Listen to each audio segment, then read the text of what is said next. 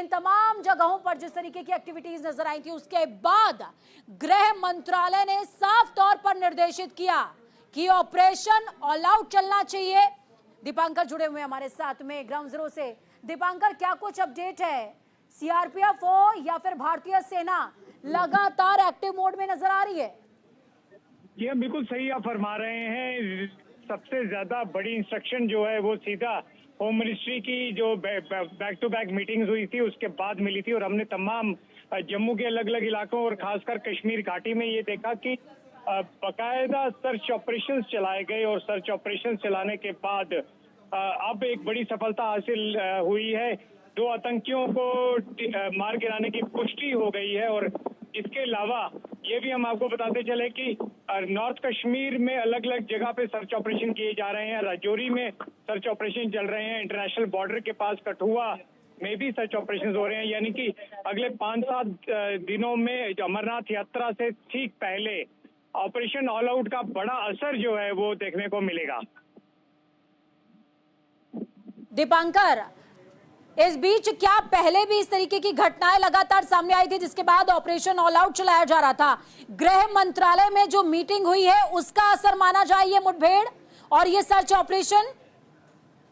जी हाँ, देखिए निश्चित तौर पर गृह मंत्रालय की जो मीटिंग है उसमें कई अहम फैसले लिए गए थे।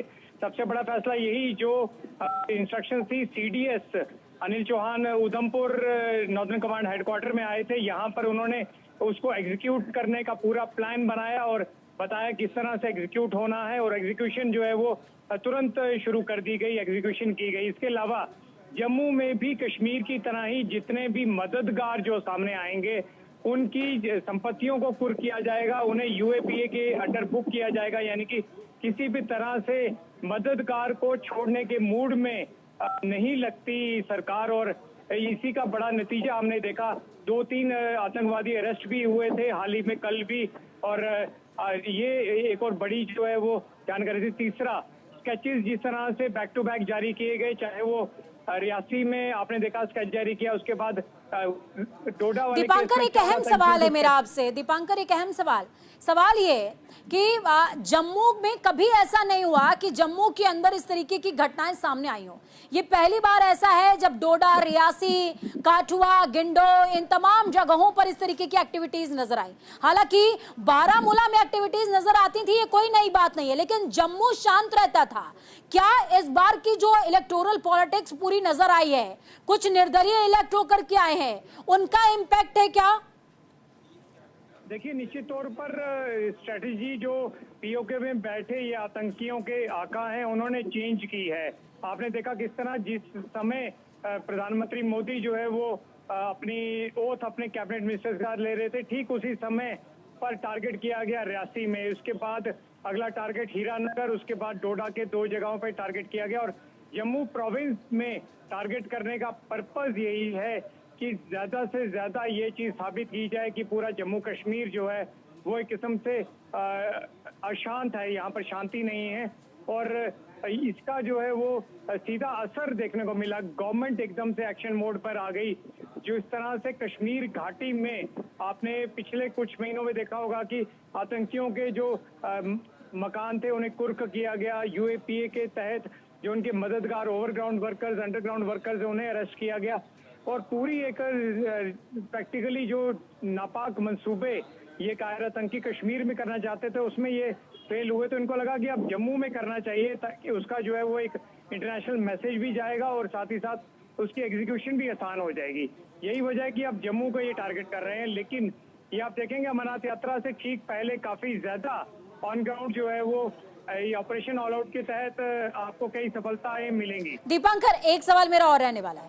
बीते दिनों जब जम्मू के अंदर से, जम्मू कश्मीर के अंदर से धारा 370 को समाप्त किया गया, आर्टिकल 370 को समाप्त किया गया, उस दौरान एक लिस्टिंग हुई थी। लिस्टिंग के अकॉर्डिंग लोगों को प्रेशराइज भी किया गया, कुछ लोगों को नजरबंद किया गया और उस लिस्टिंग के अकॉर्डिंग ही काम किया गया था। क्या एक बार फिर से जब जम्मू और कश्मीर दोनों ही वापस से वाइब्रेंट हो चुके हैं, अशांत हो चुके हैं, तो इसी एक टैक्टिक पे काम कर रही है क्या वहां का प्रशासन या भारतीय सेना, या कुछ और टैक्टिक है इस बार? देखिए, एलजी मनोज सिन्हा ने साफ कह दिया था कि हम किसी को नहीं बख्शेंगे जब तक आतंकवाद को जड़ से खत्म नहीं कर लेंगे। लिस्टिंग आप बिल्कुल सही बोल रहे हैं। आर्टिकल 370 के बाद एक बड़े प्लान्ड तरीके से जम्मू कश्मीर में आतंकवाद, अलगाववाद को खत्म किया गया था, लेकिन अब जो ये जम्मू में दोबारा से होने जा रहा है, इसमें भी आप देखिए कि ये नई स्ट्रेटजीज जो है अपनाई गई हैं।